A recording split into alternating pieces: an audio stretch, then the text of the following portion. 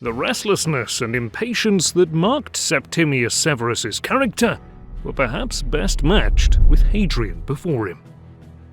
After emerging victorious from a period of civil war, Severus expanded the borders of the empire to new heights, ushered in a period of imperial transformation, and founded a new dynasty. He was the first African-born Roman emperor. Early life. Septimius Severus was born on the 11th of April 145 at Leptis Magna in Tripolitania. A city founded by Phoenician traders, its natural harbour made for a perfect staging post for traders on the route to southern Spain. Septimius was of Punic and Italian ancestry. His mother was Italian, and his father was Punic. His family was one of the two prominent families in Leptis. Septimius had two uncles of consular rank, and some of his ancestors had held high public office in Rome. It is said that young Septimius's favourite game was judges. He and his playmates acted the part of lictors, carrying the bundles of rods and axes in front of him, while he took the role as Roman magistrate.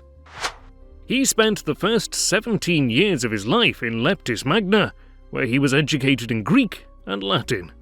Cassius Dio recalled that Septimius had been eager for more education than he actually received. In 162, when Septimius was 17, he gave a public speech in his hometown, a declamation. This marked the end of his formal schooling. Soon thereafter, he set out for Rome to continue his studies. In Rome, Septimius was granted senatorial rank by Marcus Aurelius at the request of his uncle, who had been consul not long before. But he could not enter the Senate until he was co-opted for one of the quaestorships, which he was still too young to attain. Septimius was a superstitious man and fond of astrology. A number of omens are reported from his earliest time in Rome that alludes to his eventual elevation to the purple. One such omen records how he was invited to dine at the imperial palace, but he came incorrectly dressed, wearing the pallium or Greek cloak instead of the formal toga. To remedy his mistake, one of the emperor's togas was given to him, and perhaps at this same banquet, one of the emperor's servants inadvertently offered the imperial chair to Septimius, who promptly sat down on it, not knowing that this was not permitted. Quaestor. He was selected for one of the 20 quaestorships in 169 and took office on the 5th of December that year, and served for 12 months. Thus, Septimius officially entered the Senate.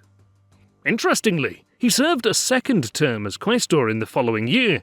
This time he was to accompany one of the proconsuls to one of the 10 senatorial provinces. He was to serve in the province of Baetica in southern Spain. But before he could set off from Rome to his new province, he received news of his father's passing. So he went back to Leptis Magna to settle the affairs of the family. While he was in Africa, events prevented him from taking up his appointment. Moorish tribesmen took ship and invaded southern Spain. As he was unable to take up his post in Baetica due to this raid, it was decided that the imperial province of Sardinia would fall under the control of the Senate for the following year, while the problem in Spain was dealt with by Marcus Aurelius's old friend, Aufidius Victorinus. Septimius set off for his new commission in Sardinia. In 173, one of his relatives had been selected, by lot, to be the proconsul of Africa, and Septimius was selected to be one of his legati pro praetore. And when he was legate in Africa, he returned to his hometown preceded by his lictors, when an old acquaintance came up to him and embraced him. He had the man flogged. No plebeian was to embrace a legate of the Roman people in this undignified way. In the following year, 174, he was selected to become one of the tribunes of the people, a once powerful position in the Republic, which was by now more or less obsolete as the emperor possessed the tribunician powers. When Avidius Cassius revolted in 175, upon receiving false news of Marcus Aurelius's death, there was widespread panic in Rome. Most of the Praetorian Guard and armies was at the front fighting with the emperor in the Marcomannic Wars, so Rome was vulnerable. Cassius's revolt highlighted one fact: the succession was still unclear. Marcus Aurelius's son, Commodus, was still too young to rule and had none of the powers of an emperor. This seems to have made a deep impression on Septimius, who would, in the future, secure his own son's succession by sharing imperial power at a very young age. In that same year, Pertinax was made consul with Didius Julianus as his colleague. No one objected to the appointment of Julianus, as he was a high-ranking public official. Pertinax, however, had risen from a junior officer in the armies in just a matter of years to now the highest rank a senator could hope to attain. Legio for Scythica. Then in 176, Septimius was praetor.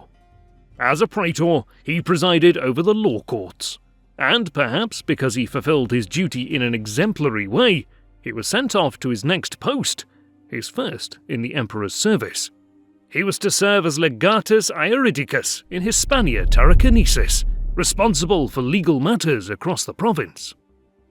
By the year 180, his term was up, and he was appointed to a legionary command in Syria over Legio for Scythica. He was to serve under the governorship of Pertinax as one of the 3 legionary legates in Syria. This contact was to prove fateful for Septimius's entire future. It is attractive to imagine Septimius visiting Tyre and Sidon, the old Phoenician cities from where his ancestor came, during his stay in Syria. Perhaps he met his future wife, Julia Domna, at this time as well, who was a native Syrian of regal stock.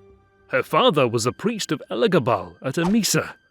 Her horoscope predicted that she would marry a king. We know that Septimius had the occasion to visit Emesa and met the priest during his commission. Following his departure from Syria, he went to Athens to study and for religious purposes, and to see the monuments and antiquities. It's been theorized that he was dismissed from his post in Syria following the Lucilla conspiracy, but he was denied further advancement for several years. But following the removal of Commodus's strongman and prefect of the Praetorian Guard, Perennis, Septimius was promoted to the governorship of Gallia Lugdunensis. Upon the closing of the Marcomannic Wars, bands of runaway slaves and deserters were roaming through Gaul, Spain, and Italy. So Septimius would have had his hands full, even though he had no military under his command except the urban cohort in Lugdunum, 500 men.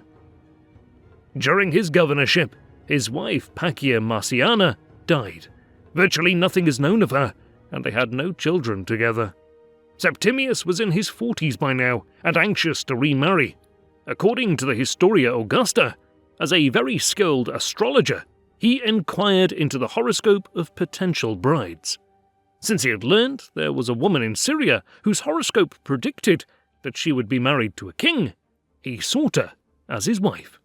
It was, of course, Julia Domna.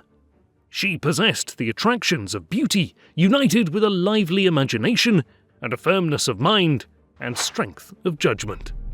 After the proposal was accepted, Septimius had a dream.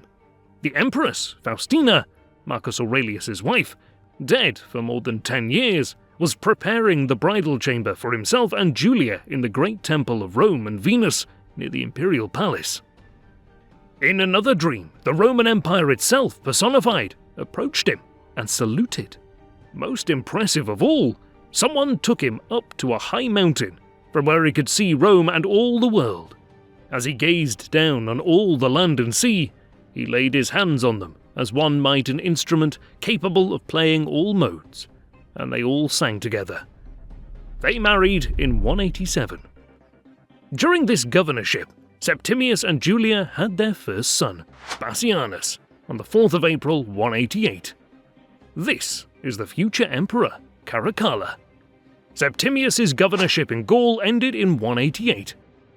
and he returned to Rome, where he entered his name into the ballots for a proconsulship, and he was granted the province of Sicily. In 190, Septimius was elevated to the consulship, appointed by Cleander, Commodus's right-hand man. That year had the record number of 25 consuls. Septimius returned from Sicily in April of that year, and at once faced trial. According to the Historia Augusta, he was accused of consulting seers or astrologers about the imperial position. The charge could be constructed as treason, but the case, which was heard by the guard prefects, was dismissed, and his accuser crucified. Septimius was without employment for about a year after his consulship. In the summer of 191, Laetus put through a surprising appointment. Septimius was made governor of Upper Pannonia, on Laetus's recommendation. Laetus was the praetorian prefect, and he would come to play a key role in the future of the imperial throne. Upper Pannonia was one of the key provinces of the empire. It was the closest province to Rome, with 3 legions stationed in it. With Septimius's limited military experience, this appointment is surprising. Perhaps Laetus was planning the removal of Commodus and the installation of Pertinax, who was friendly with Septimius, that it would make sense to install the rather inexperienced Septimius in such a vital governorship. At the same time, Septimius's brother, Geta, was also appointed governor of Lower Moesia, with 2 legions. The year 193. On New Year's Eve of 192, Commodus was strangled to death by a wrestler at the instigation of Laetus and his fellow conspirators. The elderly Pertinax was selected to become the new emperor of Rome, and the following day, the 1st of January 193, he received all the imperial powers from the Senate. However, he would only rule for 87 days before being cut down by the Praetorian Guards, who found his rule intolerable. They wanted to go back to the days of Commodus, when the Guard had more autonomy. Didius Julianus was able to secure the throne by, essentially, bribing the Praetorians to proclaim him emperor, and his position was secured by the Senate shortly after. However, the key provincial governors, such as Septimius and his brother Geta, were loyal to Pertinax. So too was Claudius Albinus, who was the governor of Britain at the time. 12 days after Pertinax's death, Septimius Severus made his own bid for the throne, with the support of the 3 legions in his own province, and with the backing of the governor of the neighbouring province of Lower Pannonia, and of course, his own brother in Lower Moesia secured him a strong power base close to Italy. Septimius depicted himself to the troops as the avenger of Pertinax. One of his 3 Upper Pannonian legions was Legio I Adiutrix, which had been commanded by Pertinax 20 years before. Some of the men in the legion would have served under Pertinax. He changed his name, adopting Pertinax's name, styling himself Imperator Caesar Lucius Septimius Severus Pertinax Augustus. To secure his western flank, before moving on Rome, Septimius sent emissaries to Claudius Albinus, offering him the title of Caesar, which carried the prospect of succession if anything were to happen to himself. Septimius' son was only 5 years old at this point, so the offer was perhaps genuine. Albinus would remain in Britain. Soon, news arrived that Pescennius Niger proclaimed himself emperor in Antioch. He was the governor of Syria. Egypt soon swore allegiance to Niger as well. Ironically, while Septimius and Niger secured the loyalty of the armies of the empire, Didius Julianus struck coins in Rome asserting the unity of the armies. The secret police, the Frumentari, were tasked with the assassinating of Septimius as he started his march on Rome. Septimius and his army appeared on the borders of Italy before it was known that he had been proclaimed. At all events, Julianus failed to block the passes. The best he could manage was to send one of the prefects of the guard to take command of the Ravenna fleet and lead some resistance with it. But Septimius, proceeding via Aemona and Aquileia, met no resistance in taking Ravenna. Didius Julianus's preparations in Rome grew increasingly desperate as Septimius came closer to the capital. His attempts were futile and ineffective. The Praetorians loathed to undertake the kind of military engineering at which the legions were so skilled, and some of them hired substitutes to do the work for them. Senatorial envoys who went to plead with Septimius went over to his side. When he drew closer to the city, Septimius sent a letter to the Praetorians to keep the murderers of Pertinax under arrest. He summoned the Senate, and Julianus was condemned to death. Septimius proclaimed emperor, and Pertinax deified. Julianus was killed by a common soldier in the palace, having been emperor for only 66 days. Emperor. His first act as emperor was to deal with the Praetorian Guard. He summoned them outside the city and told them to leave their weapons in the camp. While the camp was empty, Septimius's own soldiers seized the camp. He addressed the Praetorians, attacking them bitterly for their betrayal of Pertinax. They were all discharged and ordered to leave Rome on pain of death. Their uniforms and ceremonial daggers were taken. Such was the end of the Praetorian Guard. But the Guard itself was replaced with his own soldiers from the Danube. Prior to this, the Guard consisted of Italian-born members. The urban cohorts, the Vigiles, and the Guard were all considerably increased in size, and a legion was stationed at Alba, just outside Rome. He finally entered Rome dressed in the formal toga, but escorted with his troops in full battle gear.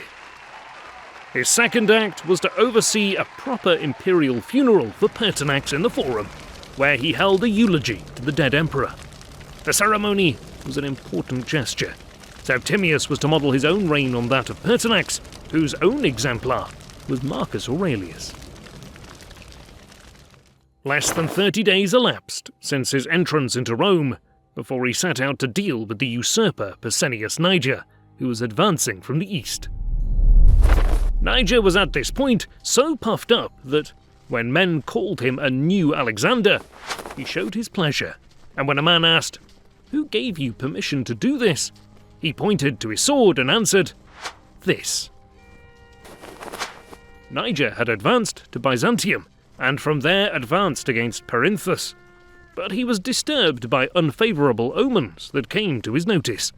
For an eagle perched upon a military standard and remained there until captured, in spite of attempts to drive it away, and bees made honeycomb around the military standards, and especially around his images.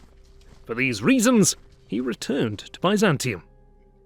Septimius left for the east along the Via Flaminia, the same route he had taken just a month before, opting for the land route rather than going by boat from Brundisium. Septimius made for Perinthus, his headquarters, while Niger was still in Byzantium. It seems like Niger grew desperate, and he sent envoys to Septimius, offering to share the empire.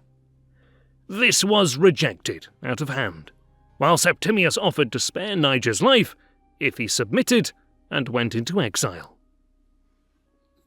In the autumn, Claudius Candidus, one of Septimius's generals, took the Pannonian army across the Sea of Marmara, where he defeated Aemilianus, Niger's most prominent supporter, who fled to Cyzicus. But he was captured and executed by Candidus. His army fled eastwards, out of the province of Asia, into Bithynia. Candidus pursued on both land and sea. The two great Bithynian cities reacted predictably. Nicomedia responded to the Septimian victory by an immediate change of side, sending offers of support. Candidus sent his troops ahead there, outflanking the enemy. Nicomedia's rival, Nicaea, gave a welcome to Niger's army. Niger himself managed to make his way there from Byzantium to take personal command. Candidus led his troops against Nicaea from the north. The battle took place in the narrow passes west of the city, probably in December or early January of 193. Candidus had stationed his troops on the high ground, and at first they had the advantage, although the fighting was confused. some of the enemies were shooting arrows from boats on the lake. When Niger himself appeared, the Septimians began to retreat. At this point, Candidus displayed extraordinary qualities of leadership. He seized hold of the standard-bearers and forced them to turn round to face the enemy, rebuking his men for taking flight. This saved the day, and Niger's forces only escaped complete destruction through the onset of darkness.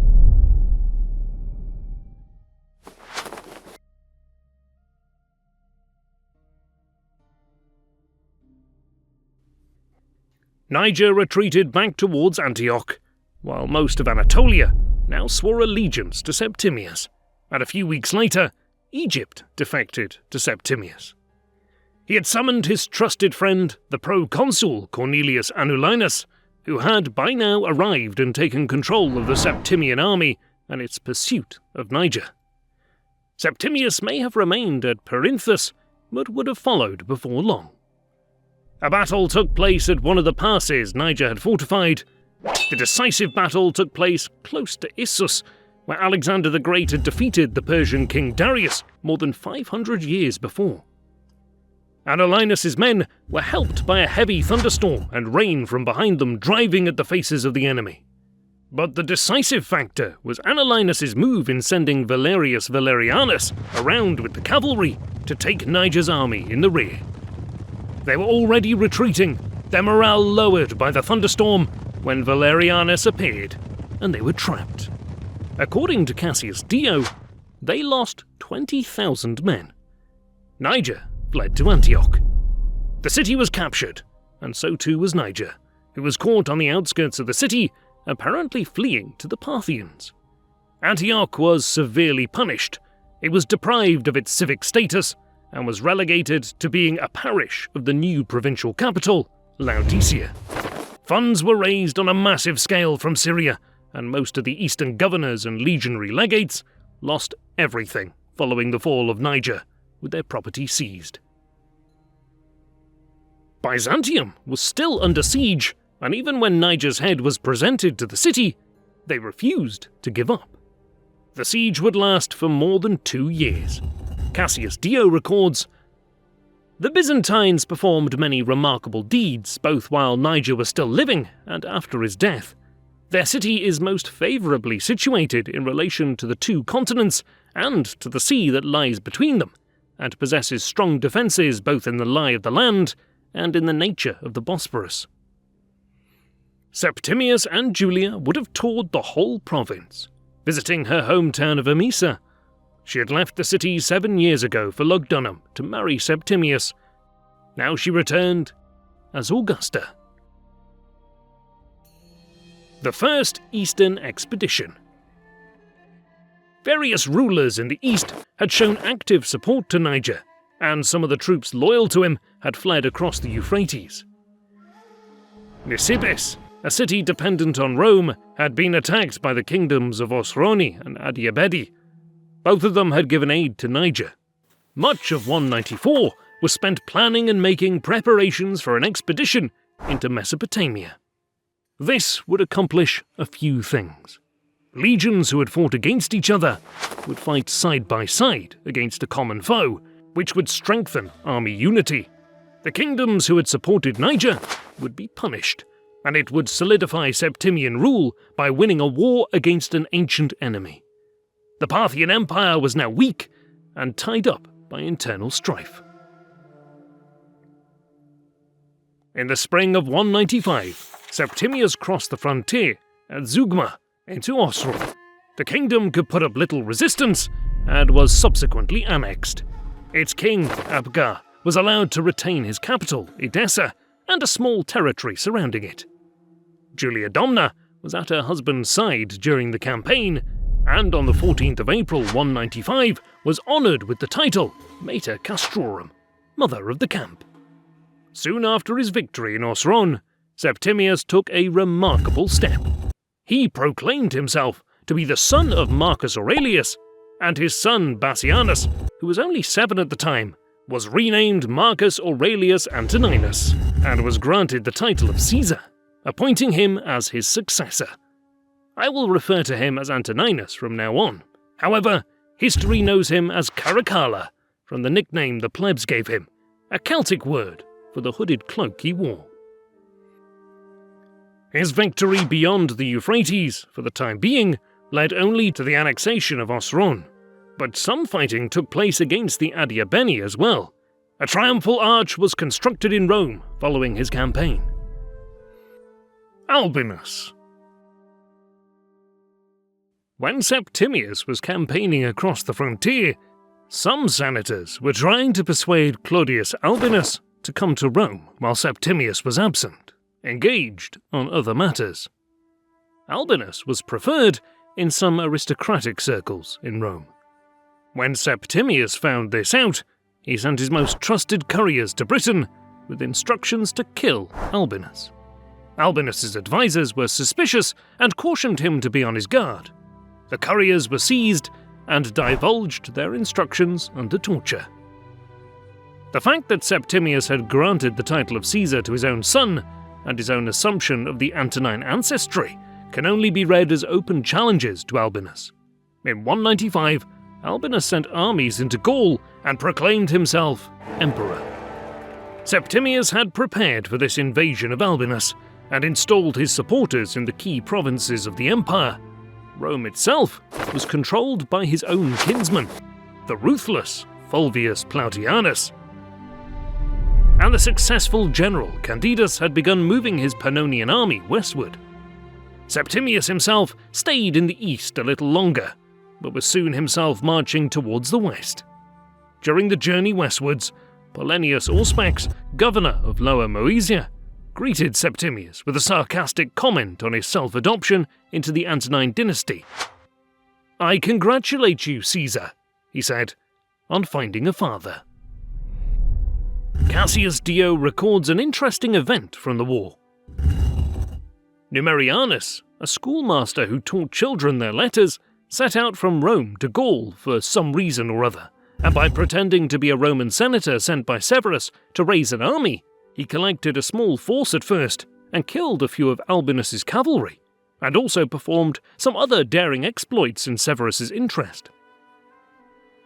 Severus heard of it, and believing that he was really one of the senators, sent him a message commending him and bidding him increase his force. The man did so, and among other remarkable exhibitions of his prowess, he captured and sent to Severus 70 million sesterces. After the latter's victory, Numerianus came to him, concealing naught, nor yet asking to be made a senator in very truth. On the contrary, though he might have been exalted to great honours and wealth, he did not choose to accept them, but spent the remainder of his life in some country place, receiving a small allowance from the emperor for his daily needs. Novius Rufus, governor of Tarraconensis, had declared allegiance to Albinus and moved into Gaul and secured Lugdunum, which he made his headquarters. He defeated the governor of Lower Germany, Virius Lupus, who was a Septimian supporter. However, Novius Rufus failed to occupy the Rhineland, and after a failed siege of Augusta Treverorum, he moved back to Lugdunum to prepare for the impending battle. Before setting off for the campaign against Albinus, Septimius stopped in Rome for a short time before moving towards Gaul, but he went through Pannonia. This passage through Pannonia was the occasion for Septimius to be assured of success by a prophecy. He learned from the Pannonian augurs that he would be the victor. From there, he went into Noricum and Raetia, and then into Upper Germany.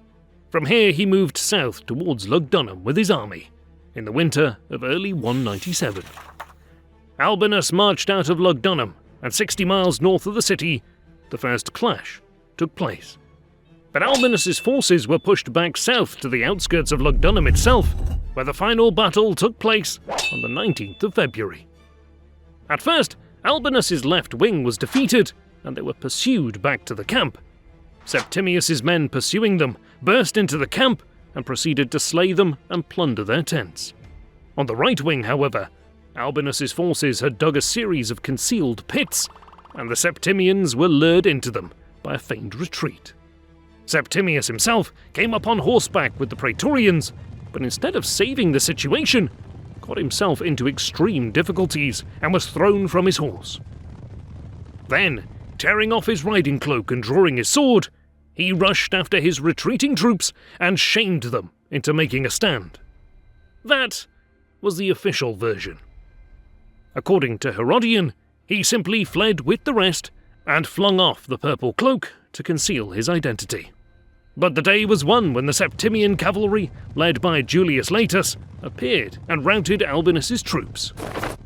Albinus's forces were pursued into Lugdunum, which was sacked and burned by the victorious army.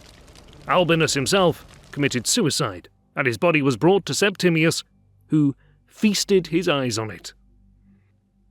The Historia Augusta adds, the corpse was, by Severus's order, laid out in front of his own home, to be exposed to view for a long time, besides which he himself rode over the body, and when the horse shied, he spoke to it and loosened the reins to make it trample boldly. Septimius's trusted general, Claudius Candidus, was sent to govern Tarraconensis following the execution of Novius Rufus, and with most of the legions stationed in Britain fighting on the mainland, the island was left with a bare-bones garrison, which resulted in most of the northern parts of the province being plundered by the opportunistic tribes across the frontier. Virius Lupus was made governor of that province and was sent back with the defeated British legions. Julius Laetus was sent to the new province of Mesopotamia, perhaps due to renewed aggression in the region. The Senate in Rome awaited Septimius's return to the imperial capital with justifiable apprehension, for he had taken possession of Albinus's correspondence. He came to Rome filled with wrath at the people and Senate. His speech in the Senate caused dismay, as he praised the severity and cruelty of Sulla, who had drafted lists of people who he had wanted to be killed, when he had been proclaimed dictator during the late Republic. Furthermore, as he now styled himself the son of Marcus Aurelius, Commodus was his brother, and therefore demanded his deification. The wrestler who had strangled Commodus, Narcissus, was thrown to the lions. A ruthless purge of the Senate was ordered, on the same line Sulla had done centuries earlier. 29 senators were put to death and their property seized, which would lead to a substantial influx of cash to the treasury. Many were killed a year or so later for consulting astrologers about the emperor's life expectancy, the Historia Augusta reports. That, coupled with the debasement of the currency, made it possible for Septimius to grant a major pay increase to the army, the first of its kind in over a century. And the soldiers were now allowed to marry, something that had been forbidden since the very beginning of the empire. This, of course, solidified the loyalty of the whole imperial army to the Severan dynasty. The Second Eastern Expansion. While Septimius had been preoccupied with the civil war, the Parthians had attacked the new province of Mesopotamia, laying siege to Nisibis. Cassius Dio records, they had also come very near seizing Nisibis, and would have succeeded had not Laetus, who was besieged there, saved the place. Measures were taken to ensure the favour of the urban populace at Rome with more lavish games and further distribution of largesse before Septimius set off for the east. Embarking at Brundisium, the imperial retinue sailed directly across to Asia Minor. On arrival in Syria, Septimius mustered his forces and headed straight towards Nisibis. The Parthians retreated before he arrived. With the Parthians driven off, he moved back to Syria to prepare for a much more ambitious campaign against the Parthian heartland itself. In the late summer of 197, Septimius invaded Parthia. He was accompanied by a brother of the Parthian king. The Parthians put up minimal resistance, and before the year was up, Septimius took the Parthian capital of Ctesiphon. He permitted his soldiers to plunder the entire city, and on the 28th of January 198, Septimius proclaimed that he had conquered all of Parthia. An auspicious date indeed, for it was exactly a century since Trajan's ascension to the imperial throne. Trajan himself, of course, had delivered a smashing victory over the Parthians.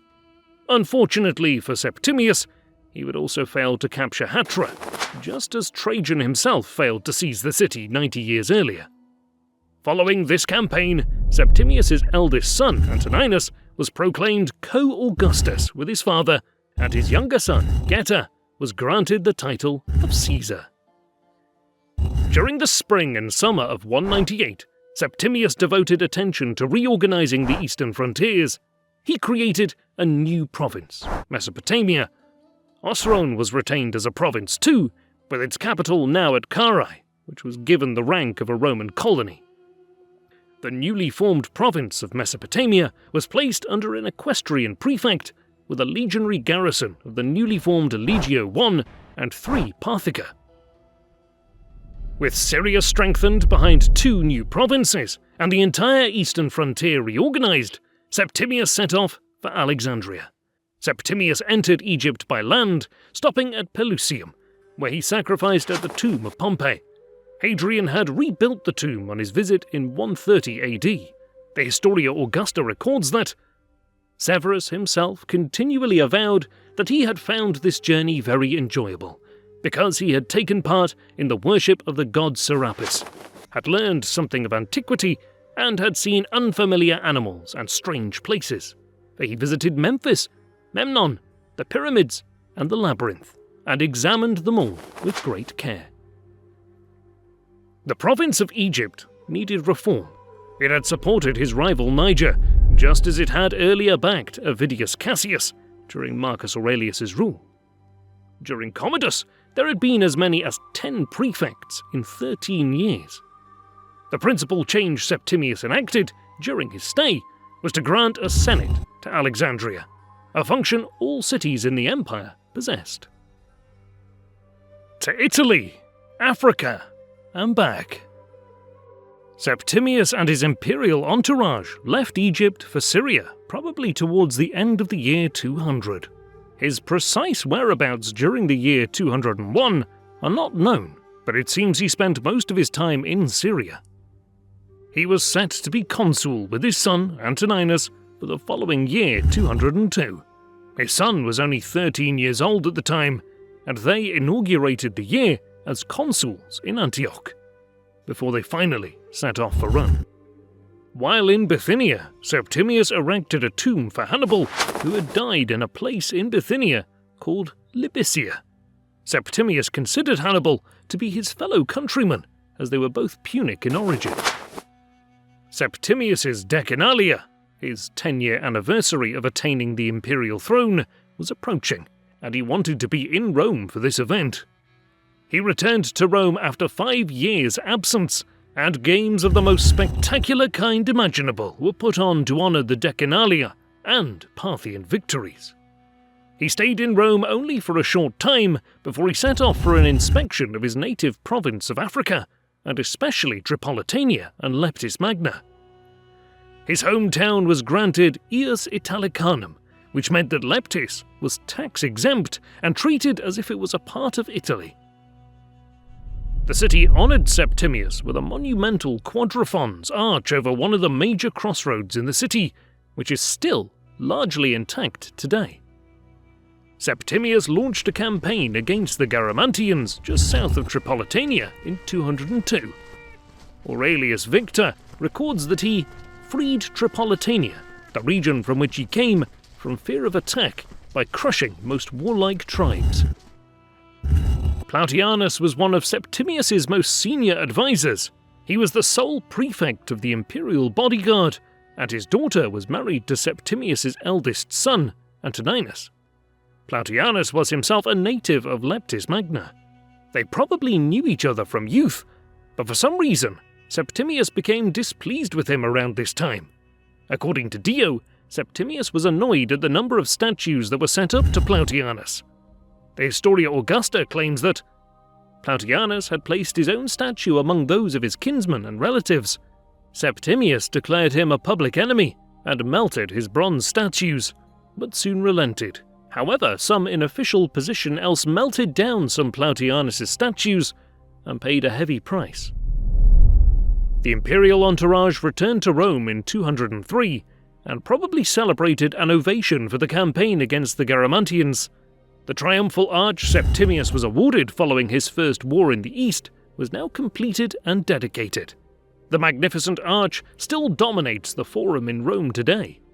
It was dedicated on account of the restoration of the Republic and the extension of the empire of the Roman people by their outstanding virtues at home and abroad. The Septisodium was complete in 203 as well, resembling a nymphaeum, facing Via Appia right below the Palatine Hill. In 205, Antoninus plotted the removal of Plautianus. He enlisted 3 centurions who presented themselves to Septimius and informed him that they had been ordered by Plautianus to kill both emperors, Septimius and Antoninus. Septimius immediately summoned Plautianus. He spoke to him in a mild tone, merely asking him why he wanted to kill them. As Plautianus began to proclaim his innocence, Antoninus rushed up and seized Plautianus' sword and struck him with his fist. He wanted to kill him with his own hands, but Septimius restrained him. Antoninus then ordered one of the attendants to strike him down.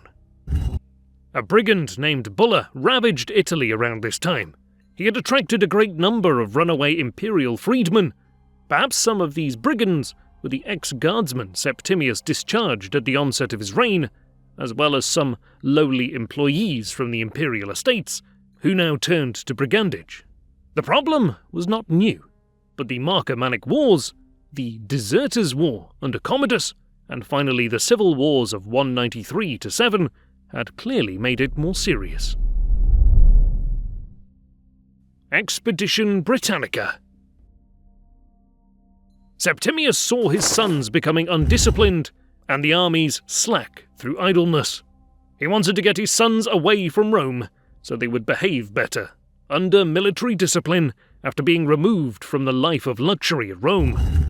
When he received a letter from the governor of Britain, Albinus Senecio, who wrote that the barbarians were in rebellion, laying waste to the countryside, carrying off plunder and wrecking almost everything. That gave him the pretext needed to carry out a campaign in Caledonia. An imperial expedition, a full-scale Roman invasion of North Britain, the like of which had never been seen before, was planned. Agricola did carry out an offensive campaign in northern Britain, what is now Scotland, but his conquests were abandoned by Emperor Domitian. In 208, Septimius Severus was 63 years old, and for one last time, the restless and impatient emperor was riding off for war. But for most of the journey, he was carried in a litter, as he was by now suffering from gout or arthritis. Herodian records that the Britons were disconcerted by the emperor's sudden arrival, and realizing that this huge army had been assembled to make war upon them, the Britons sent envoys to Severus to discuss terms of peace, anxious to make amends for their previous errors. Seeking to prolong the war as to avoid a quick return to Rome, and still wishing to gain a victory over the Britons, and the title of honour too, Severus dismissed the envoys, refusing their offers, and continued his preparations for the war. Septimius established his headquarters at Eburacum. Geta, his youngest son, was left in the Roman part of the island to administer justice and carry on the civil government of the empire, as Septimius and Antoninus launched the invasion across Hadrian's Wall in 209. Cassius Dio records, "As he advanced through the countryside, he experienced countless hardships in cutting down the forests, levelling the heights, filling up the swamps, and bridging the rivers. But he fought no battle, and beheld no enemy in battle array. The enemy purposely put sheep and cattle in front of the soldiers for them to seize, in order that they might be lured on still further, until they were worn out. For in fact, the water caused great suffering to the Romans, and when they became scattered, they would be attacked. Then, unable to walk, they would be slain by their own men in order to avoid capture." The written record claims that he reached the extremity of Britain. Septimius must be envisaged as going at least to the Moray Firth, where he could reasonably enough claim to have reached the extremity of Britain. And that's what the archaeological evidence suggests as well. Roman camps have been found up until that point. The biggest of these camps cover an area of 120 acres. With the scale of the marching camps found in Scotland, it's evident that Septimius planned for a permanent occupation of northern Britain. Later propaganda, after Septimius's death, asserted that the purpose of his expedition had been to strengthen existing frontier fortifications in conjunction with a punitive campaign. Cassius Dio records a very interesting event during the campaign. When both were riding forward to meet the Caledonians in order to receive their arms and discuss the details of the truce, Antoninus attempted to kill his father outright with his own hand. They were proceeding on horseback, Severus also being mounted, in spite of the fact that he had somewhat strained his feet as the result of an infirmity, and the rest of the army was following. The enemy's force were likewise spectators. At this juncture, while all were proceeding in silence and in order, Antoninus reined in his horse and drew his sword, as if he were going to strike his father in the back, but the others who were riding with them, upon seeing this, cried out, and so Antoninus in alarm desisted from his attempt. Severus turned at their shout and saw the sword, yet he did not utter a word, but ascended the tribunal, finished what he had to do, and returned to headquarters. Then he summoned his son together with the Papinian and Castor, ordered a sword to be placed within easy reach, and upbraided the youth for having dared to do such a thing at all, and especially for having been on the point of committing so monstrous a crime in the sight of all, both the allies and the enemy. And finally he said, "Now if you really want to slay me, put me out of the way here, for you are strong, while I am an old man and prostrate. For if you do not shrink from the deed, but hesitate to murder me with your own hands, there is Papinian, the prefect, standing beside you, whom you can order to slay me, for surely he will do anything that you command, since you are virtually emperor." Though he spoke in this fashion, he nevertheless did Antoninus no harm, and that in spite of the fact that he had often blamed Marcus for not putting Commodus quietly out of the way, and that he had himself often threatened to act thus toward his son. Such threats, however, were always uttered under the influence of anger, whereas on the present occasion he allowed his love for his son to outweigh his love for his country, and yet in doing so he betrayed his other son, for he well knew what would happen. The Maetai and the Caledonians were the tribes that had caused the Roman frontier trouble in recent decades, and the peace Septimius had enforced on them was short-lived, as they soon reignited hostilities. Septimius decided on a punitive campaign of extermination. Quoting Homer, "Let no one escape utter destruction. Let no one escape our hands. Not even the babe in its mother's womb, if it be male, let not even this escape utter destruction." This campaign was launched in 210, ostensibly conducted by Antoninus alone, as Septimius was crippled by his illness and remained behind. Antoninus, however, paid little attention to the war, instead concentrating on winning the personal allegiance of the soldiers. Before Severus died, he is reported to have spoken to his sons. Cassius Dio notes, "I give his exact words without embellishment." Septimius said, "Be harmonious, enrich the soldiers, and scorn all other men." Geta was promoted to Augustus, making him co-emperor with Septimius and Antoninus. His older brother had been emperor for 12 years. During the winter of 210 to 11, Septimius's illness got worse, and on the 4th of February 211, at Eboracum, he died. According to Dio, his sickness carried him off on the 4th of February, not without some help, they say, from Antoninus. Whether Antoninus had anything to do with his father's death is impossible to know. He had clearly been ill for some time before his death and made preparations for it. Herodian claims that Antoninus had the court doctors killed as soon as his father was dead because they had refused to obey his orders to hasten the old man's death. He showed himself to be a man of such energy that even as he expired he gasped, "Come, give it to me, if we have anything to do." Cassius Dio. Final thoughts. Here is a single man who overthrew 3 emperors who were already in power, who gained control of the guard by a trick, who succeeded in killing Julianus, the emperor in the palace, Niger, who ruled the people of the East and had been saluted as emperor by the people of Rome, and Albinus, who had already the title and authority of a Caesar. This he did by virtue of his courage. One could not easily name his equal. Such was the verdict of Septimius's contemporary, Herodian. His reign is marked by his many military successes and his horrific purge of the Senate, following the civil war with Albinus. But the sources are less hostile towards Septimius for this act than one might expect. But it had been worse during Commodus, and would be worse again under Caracalla, so perhaps they saw him as the lesser of 2 evils. In many respects, Septimius seems to have emulated Marcus Aurelius, making his empress Mater Castrorum and his young son co-emperor, adopting an expansionist policy, spending long years with the armies. Cassius Dio, who knew Septimius personally, records, "He was a small man, but physically strong, although he did become very weak from gout. His mind was extremely keen and vigorous. He did not get as much education as he wanted, and because of this, he was a man of few words, although he had plenty of ideas." He extended the frontiers of the empire. In Africa, there was a new forward line in Mauritania, Numidia, and Tripolitania. In the east, 2 new provinces beyond the Euphrates, the extension of Syria down the river and into the desert. Many before him had failed to conquer Mesopotamia, like Crassus, Mark Antony, and Trajan. Septimius's conquest proved to be successful and a permanent province of the empire, up until the Muslim conquest of the 7th century. The most damaging effect he had on the empire was his monetary policy.